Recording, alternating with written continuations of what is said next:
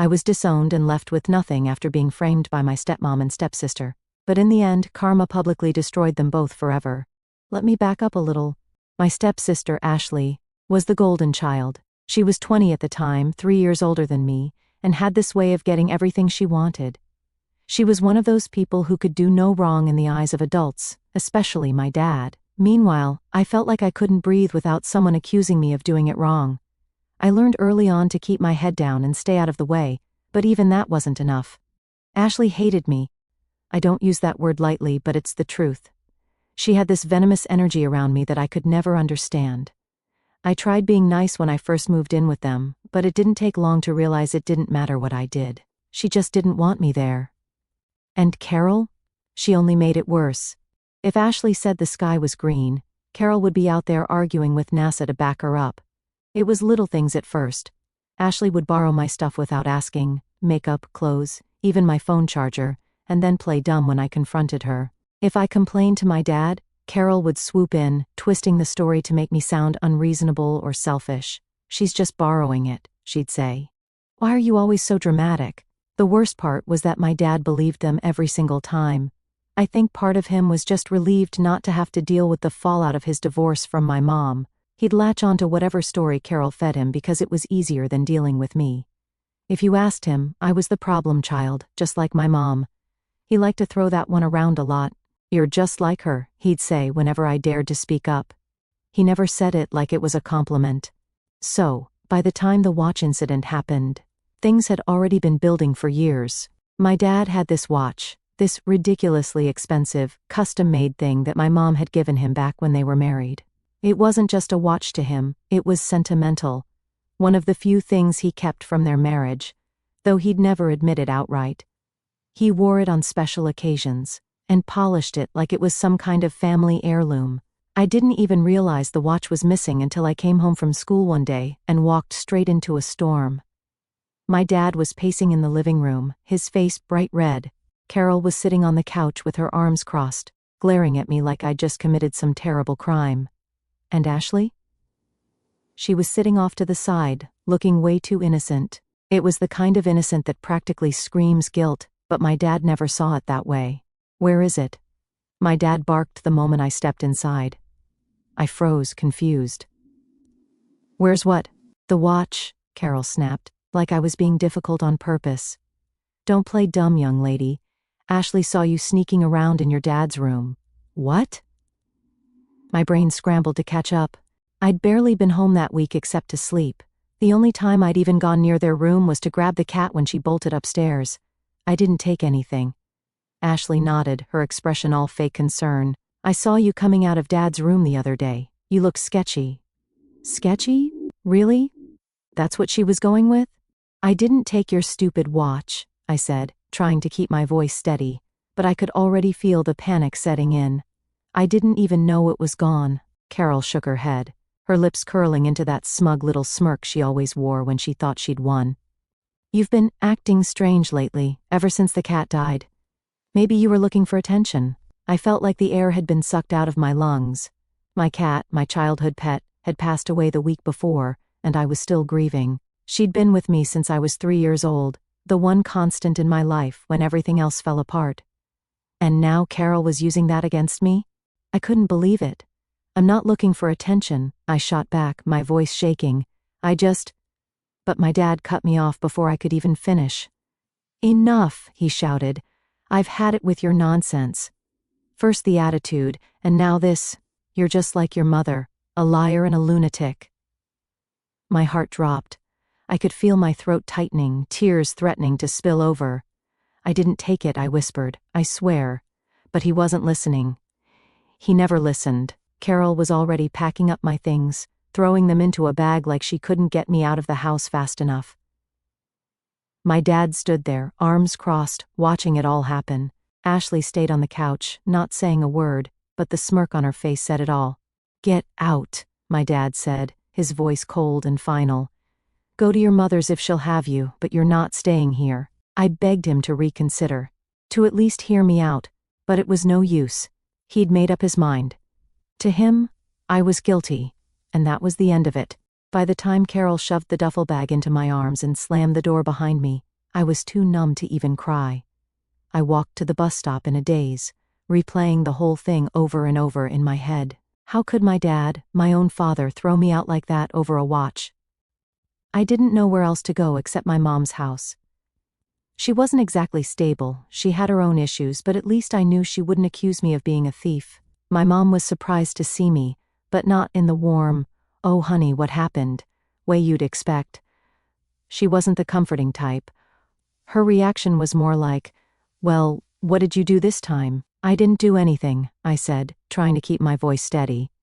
"Dad thinks I stole his watch, and he kicked me out." She gave me this look, the kind that says, "I don't believe you, but I'm too tired to argue. You can stay here, but don't expect me to fix your problems," she said. "I've got enough on my plate." That pretty much set the tone for my life for the next few years. My mom's place wasn't much of a home. She lived in a tiny apartment that smelled faintly of cigarettes and mildew, with peeling wallpaper and creaky floors that groaned under the weight of your footsteps. It was always a mess, papers piled on every surface, half-empty coffee cups forgotten on the counter, and a sink that seemed permanently full of dishes. But it was better than being on the streets. I spent that first night on her old lumpy couch, staring at the ceiling. The events of the day played on a loop in my head: Ashley's smug face, Carol packing my bag, my dad's cold eyes as he told me to leave. I kept thinking, how could he believe them over me? But no matter how many times I asked myself that, the answer was always the same: he never really wanted me there to begin with. The next morning, I woke up to the sound of my mom arguing with someone over the phone. I didn't have to guess who it was. She had plenty of people in her life to argue with. Old friends, old flames, landlords, the electric company. When she wasn't fighting with someone, she was either chain-smoking on the balcony or binge-watching whatever trashy reality show was on. She wasn't a bad person, but she wasn't exactly stable either. I tried to make myself useful around the apartment, partly to earn my keep, and partly to distract myself. I cleaned up, did the dishes, and helped sort through the mountain of unopened mail on the kitchen table. My mom didn't say much, but she didn't stop me either. It was her way of saying thanks, I guess. School was my only escape. I was in my senior year of high school, and while most of my classmates were worrying about prom and college applications, I was just trying to survive. I got up early every morning to take the bus, spent my days keeping my head down in class, and worked part-time at a fast food joint after school to save up some money. It wasn't glamorous, but it was something. The hardest part was pretending everything was fine. I didn't want to tell anyone what had happened. Not my teachers, not my co-workers, not even my friends. I wasn't close to a lot of people, and the few friends I did have didn't really know what my home life was like. They thought my dad was strict, sure. But they didn't know about the constant tension, the feeling that I was walking on eggshells every second I was in that house. I tried reaching out to my dad a few times in those first few weeks. I left him voicemails, sent him texts, even wrote an email explaining everything. I told him I didn't take the watch, that I would never do something like that. I begged him to at least hear me out, but he never responded, not once. That hurt more than anything else. Not just that he didn't believe me, but that he didn't care enough to even ask for my side of the story. He'd made up his mind, and I was just gone. Meanwhile, Ashley and Carol were living their best lives. I saw pictures on social media. Ashley at some fancy brunch, Carol showing off a new handbag. And it made me sick. They didn't just win. They got to keep living comfortably while I was struggling to scrape by. It wasn't fair, but what could I do? They had my dad wrapped around their fingers, and I had nothing. My mom, for all her faults, didn't make me feel like a burden, not exactly. But she wasn't exactly a warm presence either. She had her own issues to deal with, and I was just another body in her already cramped apartment. She let me stay as long as I kept out of trouble, but it was clear I couldn't rely on her for much beyond that. Still, I kept going. I graduated high school, which felt like a miracle in itself. My mom didn't come to the ceremony, but I didn't expect her to. It was just me, sitting in the back row with the other kids who didn't have a cheering section. I didn't even have anyone to take a picture with, but I was proud of myself for making it that far. After graduation, I worked full-time at the fast food place while saving up for college. My mom didn't have the money to help, and my dad? Forget it. He didn't even acknowledge my existence anymore, but I managed to scrape together enough for community college, and eventually, I transferred to a university. It wasn't easy, nothing in my life ever was, but I made it work. Over time, the pain started to dull. I stopped checking my phone for messages from my dad. I stopped thinking about Ashley and Carol, about the life they stole from me. I focused on myself, on building a life that didn't depend on anyone else. It wasn't much, but it was mine. 4 years passed like that. I graduated from college with a degree I was actually proud of and got my first real job. It wasn't glamorous, but it paid the bills and gave me a sense of independence I'd never had before. My mom was proud in her own way, even if she didn't always know how to show it. And for the first time in a long time, I felt like I was starting to move on. Then, out of the blue, I got an invitation to my grandpa's 75th birthday party. I wasn't sure what to think at first. After everything that had happened with my dad, I hadn't expected to hear from anyone on that side of the family. But Grandpa had always been different. He wasn't like my dad or Carol. He'd helped me out a couple of times when I was really struggling, sending money without asking questions. He wasn't rich, but he cared in a way that felt real. So when I saw his name on the invitation, I couldn't say no. I owed him that much. Still, the thought of seeing my dad again made my stomach churn. What would I even say to him? Would he apologize, pretend nothing had happened? I didn't know, but I decided I had to face it. Not for him, but for Grandpa. Walking into Grandpa's 75th birthday party felt like stepping into a time capsule, but one filled with tension instead of nostalgia.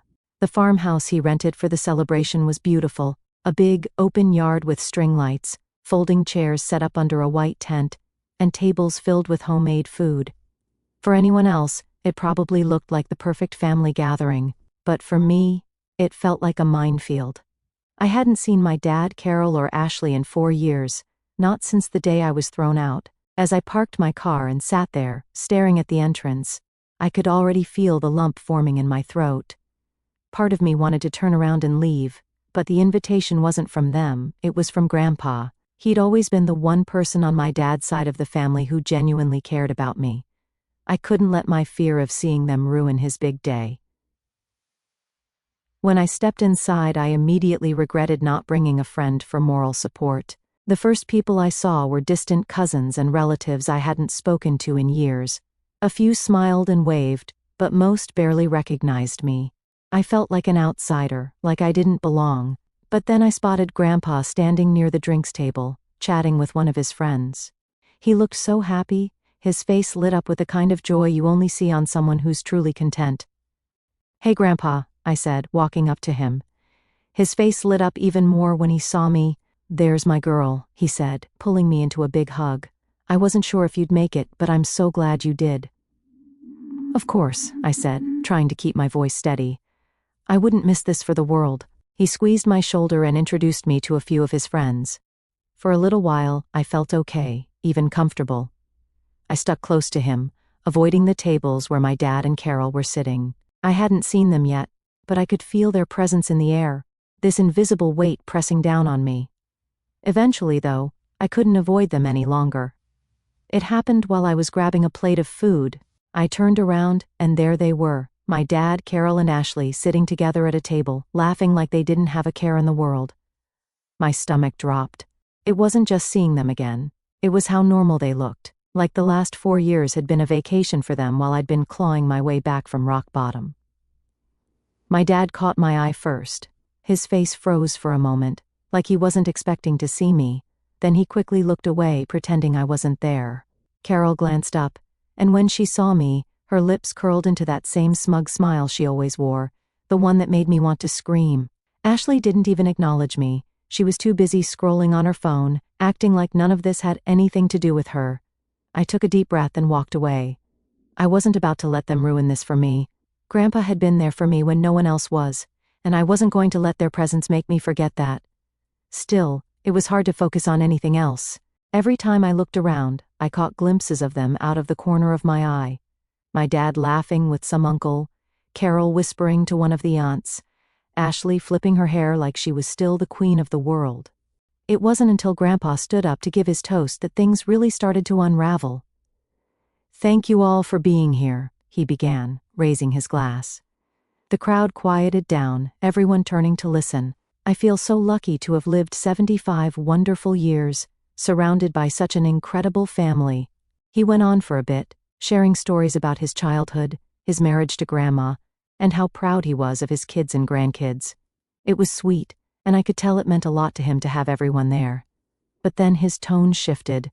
"There's one more thing I need to say," he said, his voice a little sharper now, "something that's been weighing on my heart." The room went completely silent. I glanced around, and I wasn't the only one who looked confused. Grandpa set his glass down and took a deep breath. "A few years ago, my son, James," he paused, looking directly at my dad, "lost a very important watch. A watch that meant a lot to him. At the time, it caused quite a bit of conflict in the family." My chest tightened. I could feel everyone's eyes turning toward me. My dad's face turned pale, and Carol stiffened in her seat. Ashley was frozen, her expression unreadable. "I wanted to disappear, but recently," Grandpa continued, "I found out what really happened to that watch." The tension in the room was unbearable. My heart was pounding so hard I thought it might burst out of my chest. Grandpa reached into his pocket and pulled out a piece of paper. "An old friend of mine runs a pawn shop," he said. We were reminiscing about the good old days when he mentioned something that caught my attention. He told me about a very particular watch someone had brought in to sell a few years back. Turns out, that someone was Ashley. The silence that followed was deafening. My dad's face went from pale to red in seconds. Carol's mouth fell open, but no words came out. Ashley just sat there, frozen like a deer caught in headlights. Grandpa wasn't done. According to my friend, Ashley said she needed the money for car repairs after an accident she didn't want her father to know about. She told him she'd figure out a way to cover her tracks, and it seems she did, by blaming someone else. All eyes were on Ashley now. My dad turned to her, his voice low and shaking. "Ashley, is this true?" She stammered, her face flushing. "I didn't mean—" Carol jumped in, trying to salvage the situation. "James, she was young. She made a mistake." "A mistake?" Grandpa's voice cut through the air like a knife. "You destroyed someone's life over a mistake. You let this girl," he gestured toward me, "be kicked out of her home while you sat back and did nothing. That's not a mistake, Carol. That's cruelty. I couldn't stay." My head was spinning, my chest felt tight, and I could barely breathe. Without a word, I slipped out the door, leaving the chaos behind. I didn't want to see their reactions. I didn't want to hear the excuses or the justifications. I just needed to get out of there. As I walked to my car, I felt a strange mix of emotions: relief, anger, sadness, and something I couldn't quite name. After all these years, the truth was finally out, but it didn't feel like a victory. It just felt hollow. When I slipped out of Grandpa's party that night, I felt like I'd been hit by a truck. My emotions were all over the place. Anger, sadness, relief, and something I couldn't even name. I didn't feel victorious, even though the truth about the watch was finally out. If anything, I felt more lost than ever. The air outside was cool, and I stood there for a moment, trying to catch my breath. I could still hear the faint murmur of conversation from inside the farmhouse, but I couldn't make out the words. My hands were shaking, and I gripped the keys in my pocket to steady myself. I just needed to leave. I climbed into my car and drove aimlessly for a while, not ready to go home and face the silence of my apartment. I thought I'd feel vindicated when the truth came out. For 4 years I'd carried the weight of being falsely accused, and now everyone knew I wasn't the thief. But instead of feeling free, I just felt empty. My phone buzzed in the cup holder, pulling me out of my thoughts. I glanced at the screen and saw a missed call from my dad, then another, and another. By the time I pulled over to check my messages, he'd left 3 voicemails. I hesitated for a moment before hitting play. The first message started with his voice trembling. "I'm sorry, okay? I didn't know. I didn't want to believe it, but I guess I was wrong. Just call me back, please." The second was shorter but more desperate. "I don't know how to fix this. I need to talk to you. Can we meet? Please." The third one, though, took a different tone. "I can't believe you let Dad humiliate me like that in front of the whole family. You should have told me what he was planning. This isn't how families handle things. We need to talk." I stared at the phone in disbelief. He's blaming me? After everything he put me through, after believing Ashley and Carol over me without a second thought, he had the nerve to act like I was the one who betrayed him? I tossed the phone onto the passenger seat and started driving again, trying to make sense of it all. The next morning, I woke up to more messages. My dad had sent a string of texts that ranged from apologizing to accusing me of turning Grandpa against him. Carol hadn't reached out, and neither had Ashley, not that I expected them to, but hearing from my dad just made everything more confusing. What did he want from me? An apology? Forgiveness? I didn't have any answers, but I knew one thing: I wasn't ready to face him. Grandpa called me later that day. His voice was calm but concerned, and I could tell he felt guilty about what happened at the party. "I'm sorry if I put you in an uncomfortable position," he said. "I thought it was time the truth came out, but I didn't mean to hurt you in the process." "It's not your fault," I said quickly, and I meant it. "If it weren't for Grandpa, the truth might never have come out. I'm glad you said something. I don't know how to feel about any of it." He was quiet for a moment. "Take your time," he said. "You don't have to figure it all out right now, but just know, whatever you decide, whether you want to talk to your dad or not, I'll support you." Hearing those words made me tear up. Grandpa had always been the one steady presence in my life. The one person who didn't make me feel like I was a problem to be solved. I thanked him and promised to visit soon, though I didn't know when I'd feel ready. In the days that followed, my dad's messages kept coming. At first they were filled with apologies, promises to make things right, and pleas for me to meet with him. But as I kept ignoring them, his tone shifted. The texts became more accusatory, filled with lines like, "I don't know why you're shutting me out, and this isn't just about you.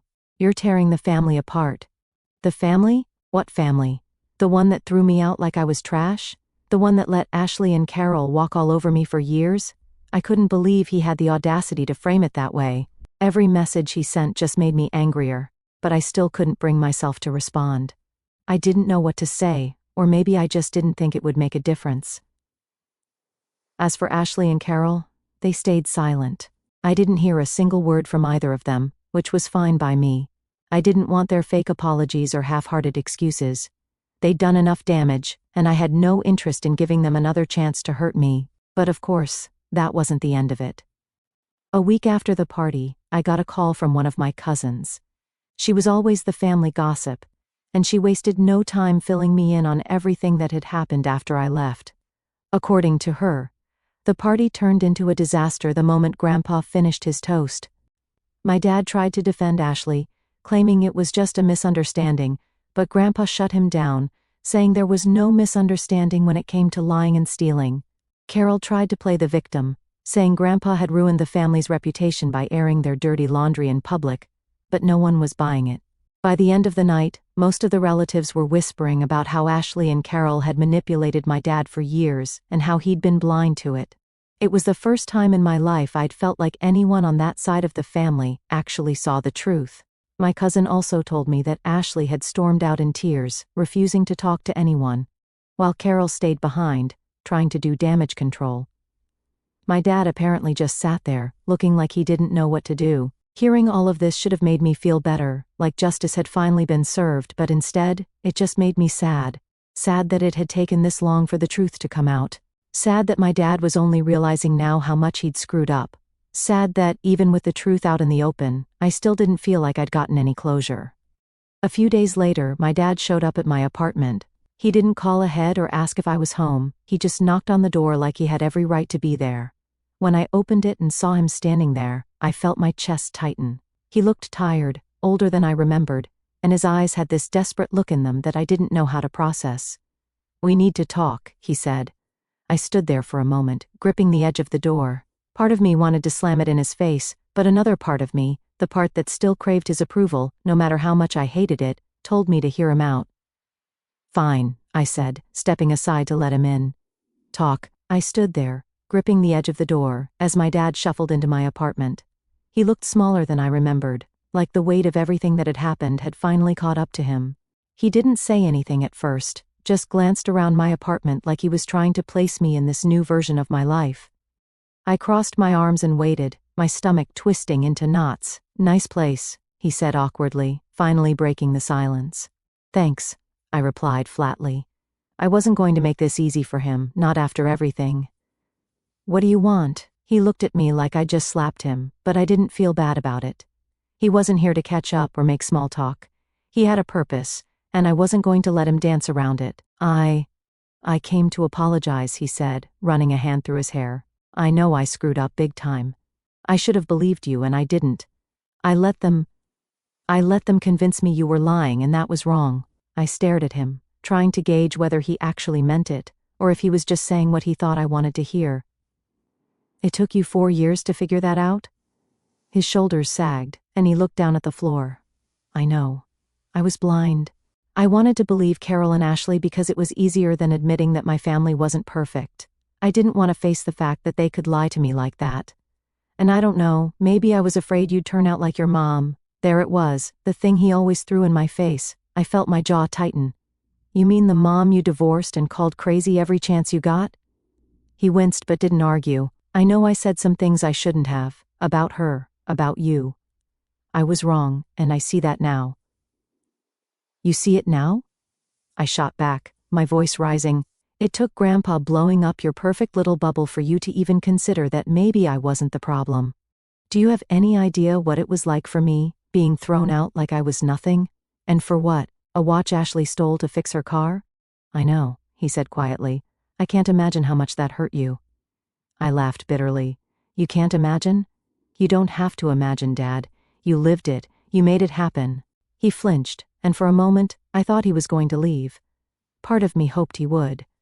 But instead, he took a deep breath and looked me in the eye. You're right, he said. I failed you as a father. I let you down when you needed me most. And I don't deserve your forgiveness.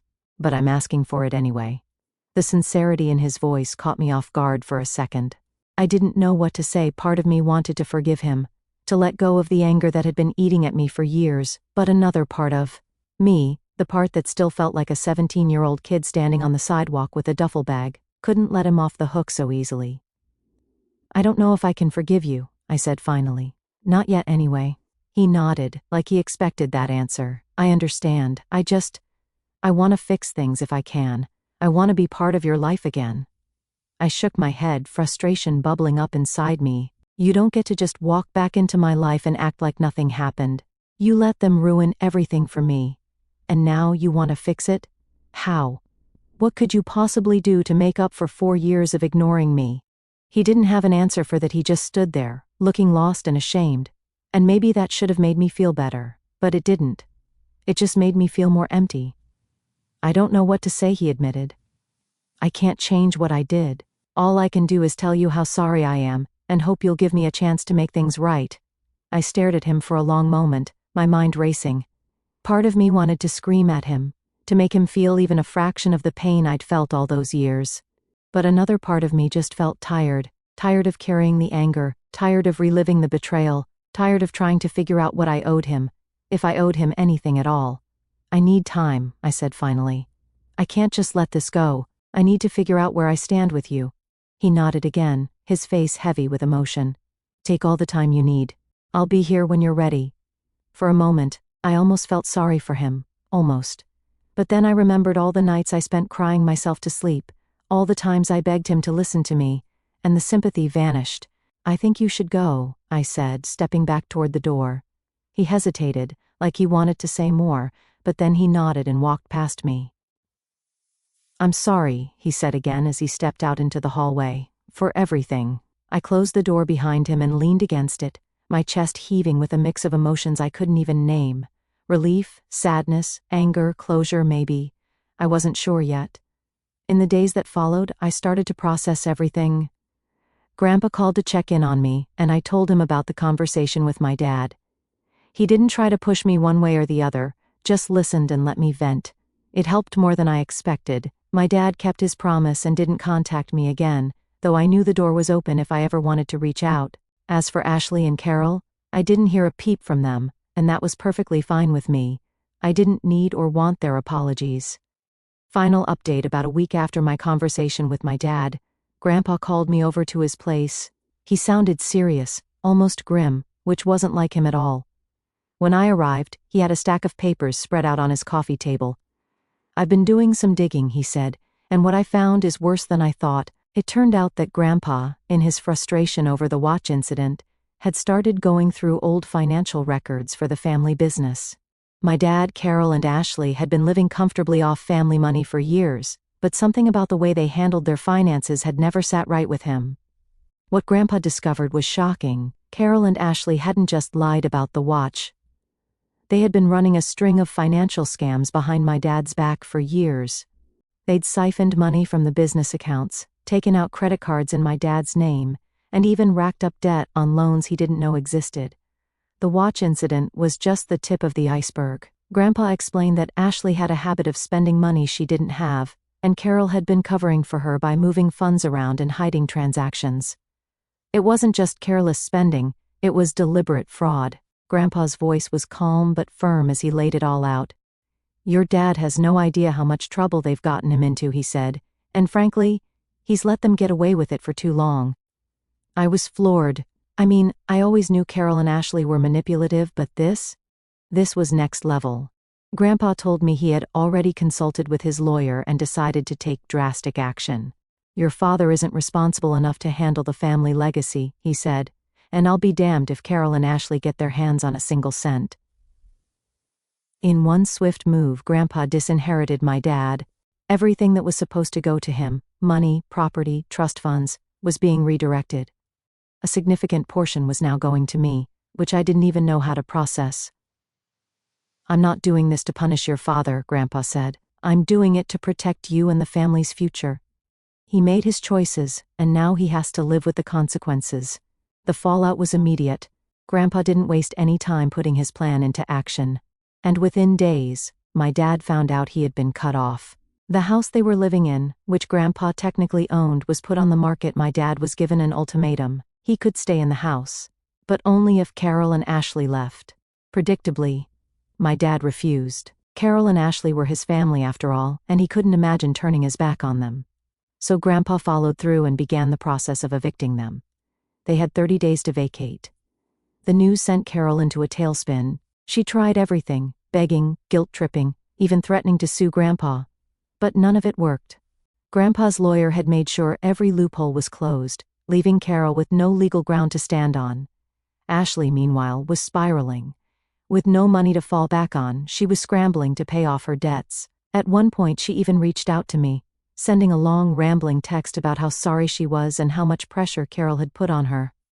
I didn't respond. She could blame Carol all she wanted, but at the end of the day, Ashley was a grown adult who had made her own choices. She ruined my relationship with my dad and turned my life upside down. I didn't owe her anything. As for my dad, he was a mess. The man who had once been so sure of himself, so quick to judge and condemn me, was now on the verge of losing everything. He kept trying to contact me, alternating between apologizing and blaming Grandpa for turning me against him. I only responded once. "Until you take full responsibility for what happened, I don't want to hear from you. You made your choice when you believed Carol and Ashley over me. Now you have to live with it." I don't know if he'll ever truly understand how much he hurt me.